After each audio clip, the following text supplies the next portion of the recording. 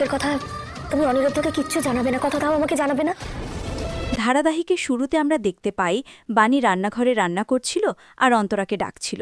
তখনই অন্তরার শাশুড়ি এসে বলে, থাক বাণী, ওকে আর ডেকো না, আমি তোমাকে হাতে হাতে সাহায্য করে দিচ্ছি। সেদিন দেখলে না কি কাণ্ড তাই না করল। পরক্ষণে বাণী বলে, যদি ওকে কাজ করতে না দেওয়া হয় তাহলে কি কখনো শিখতে পারবে।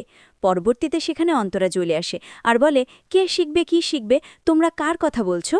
অন্তরার কথা শুনে অন্তরার শাশুড়ি বলে, যে কাজ করতে জানে না তাকে কাজ শেখানো যায়, কিন্তু এই অতি আগ্রহকে কি বলা যায় বলো তো বাণী।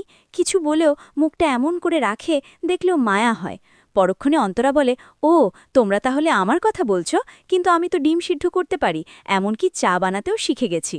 চা বানানোর কথা শুনে অন্তরার শাশুড়ি বলে, শুধু ডিম সিদ্ধ আর চা খেলে চলবে, ডাল ভাত খাওয়া লাগবে না।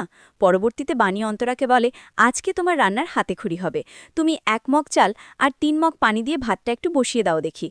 পরবর্তীতে অন্তরার শাশুড়ি বাণীকে বলে, ওই দিন কাপড় ইস্ত্রি করতে গিয়ে কাপড়টাই পুড়িয়ে ফেলেছিল, এখন তুমি ভাত বসাতে বললে না জানি বাড়িটাই উড়িয়ে দেয় কিনা।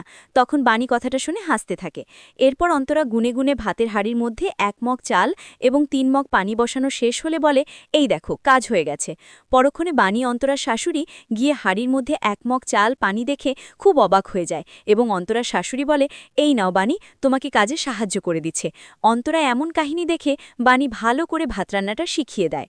অন্যদিকে আমরা দেখতে পাই বাইরে দাঁড়িয়ে শ্যামলী নকুলকে জিজ্ঞেস করে, ওই দিন ধনপতি যে বাচ্চাটা কুড়িয়ে পেয়েছিল ওই বাচ্চার পরিবারকে আপনি চেনেন, জানেন ওর বাবা মা কোথায়, জানলে আমাকে প্লিজ বলেন, আমি জানি আপনি সবটা জানেন। কিছুক্ষণ পরে সেখানে আর্য চলে আসে এবং নকুলকে বলে, বাবা তোমাকে কথা বলা শেষ হয়েছে, মা তোমাকে ডাকছে। পরক্ষণে নকুল আর্যর সাথে বাড়ির মধ্যে চলে যায়। অপরদিকে আমরা দেখতে পাই ঘরের মধ্যে বসে অনিরুদ্ধ নিজের রেস্টুরেন্ট বানানোর জন্য বিভিন্ন ব্যাংকের কাছে লোনের জন্য অ্যাপ্লাই করতে থাকে। তখনই সাথী গিয়ে বলে, তুই কি টাকার হিসেব করছিস। তখন অনিরুদ্ধ বলে, মা আমার নামে যা আছে তারপরেও তো অনেকগুলো টাকা লাগবে, তাছাড়া আমি এখন যদি লোন নিতে যাই পার্সোনাল হবে সেটা তো আমাকে কেউ দিতে চাইবে না, কারণ আমি আগে রায় অ্যান্ড চ্যাটার্জি ইন্টারন্যাশনাল কোম্পানিতে ছিলাম, তখন সবাই দিত। অনিরুদ্ধার এমন কথা শুনে সাথী বলে, একটা কাজ করলে কেমন হয়, রায় অ্যান্ড চ্যাটার্জি ইন্টারন্যাশনাল কোম্পানির অর্ধেক শেয়ার তো আমার নামে, যদি ওই শেয়ারটা রেখে তোকে টাকা দিই। পরক্ষণে অনিরুদ্ধ বলে, মা তুমি এসব কি বলছো, তাহলে তো কোম্পানিটা শেষ হয়ে যাবে, তুমি একটা 12 কোম্পানিটার কথা ভাবছো না। তখন সাথী বলে, এই মুহূর্তে আমি আমার ছেলের কথা ছাড়া আর কারোর কথা ভাবছি না, যাদের জন্য তুই কোম্পানি ছেড়ে দিলি, নিজের কাজ ছেড়ে দিলি, আমি তাদের কথা কেন ভাবতে যাব। পরের সিনে দেখানো হয় রাতে মৌলি বাগানের মধ্যে পায়চারি করছিল। তখনই নকুল গিয়ে বলে, মাই প্রিন্সেস, সরি তুমি তো রায়বাড়ির প্রিন্সেস, এখন ঠিক বললাম তো, তুমি বাণী অনিরুদ্ধকে সরিয়ে দেওয়ার জন্য যে প্ল্যান করেছো, এমনকি অনিরুদ্ধকে কোম্পানি থেকে তাড়িয়ে দিয়েছো, অবশ্যই এটা তুমি ভালো করেছো, কারণ এখন অনিরুদ্ধ নিজে করে রেস্টুরেন্ট করতে যাচ্ছে তোমাদের সাথে প্রতিযোগিতা করে। তোমার গ্র্যান্ডমমির সাথে একদম ভুল করেছো, তোমার গ্র্যান্ডমমির ছায়া থেকে বেরিয়ে এসো। নকুলের কথা শুনে মৌলি বলে, আপনার আমাকে অপমান করা ছাড়া সারাদিন কোনো কাজ নেই তাই না, আপনি চলে যান এখান থেকে। পরক্ষণে নকুল আর কিছু না বলেই চলে যায়। পরবর্তীতে বাড়িতে গিয়ে ঈশানী বিনাকি ডেকে বলে, তোমরা যে বলছো আমি অনিরুদ্ধকে কেন আটকাইনি, আসলে অনিরুদ্ধ নিজে থেকে প্ল্যান করে কোম্পানি ছেড়ে দিয়েছে, আর এই সব কিছু করেছে বাণী। অনিরুদ্ধ আমাদের কোম্পানি থেকে বের হয়ে নিজের রেস্টুরেন্ট খুলছে আমাদের কম্পিটিশনে।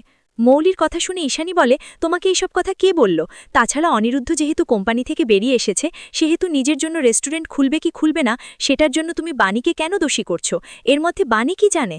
পরক্ষণে নয়নতারা বলে, ঈশানী তুমি কি কখনো বাণীর দোষগুলো দেখতে পাও না, আর কবে তুমি নিজেকে শুধরাবে। এদিকে মৌলি শিবনাথ রায়কে বলার জন্য ঘরের মধ্যে ছুটে যায়। পরের দৃশ্যে আমরা দেখতে পাই বাণী ভাতের হোটেলে গিয়ে রান্না করছিল এবং অনিরুদ্ধর কথাগুলো ভাবছিল। কিছুক্ষণ পরেই সেখানে হোটেলের কাকা চলে আসে। তখন বাণী বলে, কাকা আর কি কোনো হোটেলে কাজ পাওয়া যাবে, আমার এখন অনেক টাকার দরকার, মিস্টার চ্যাটার্জি নিজের থেকে কোম্পানি খুলতে চাইছেন, সেখানে আমি সাহায্য না করতে পারলে নিজেকে অপরাধী লাগবে। বাণীর কথা শুনে হোটেলের কাকা বলে, তুই একা হাতে আর কত দিক সামালিবি, তুই 4-5 জনের কাজ তো একাই করে রাখিস, তাছাড়া আর তুই তোর স্বামীকে সাহায্য করতে যাচ্ছিস সেটা ভালো কথা, যদি কোনো গয়না থাকে তাহলে। বাণী বলে, 2টো হাত আর ভগবান ছাড়া আমার কাছে কিছুই নেই। একটু মোড় ঘুরিয়ে আমরা বাড়িতে দেখতে পাই অনিরুদ্ধ লোনের জন্য কোম্পানিতে কথা বলতে থাকে, কিন্তু কেউ পার্সোনাল লোন দিতে রাজি হয় না। তখন অনিরুদ্ধ খুব ভেঙে পড়ে। পরবর্তীতে সেখানে সাথী এসে জিজ্ঞেস করে, তুই আমার কথাটা একটাবার শোন অনিরুদ্ধ। এদিকে অনিরুদ্ধ কিছু না শুনেই ওখান থেকে চলে যায় এবং সাথী মনে মনে বলে, আমি এভাবে আমার ছেলের কষ্ট দেখতে পারি না, আমারই কিছু একটা করতে হবে, তাছাড়া এই বাড়িটার অর্ধেক আমার নামে, আমি যদি বাড়িটা বন্ধক রেখে টাকা দেই কিন্তু সেটা অনিরুদ্ধকে জানানো যাবে না।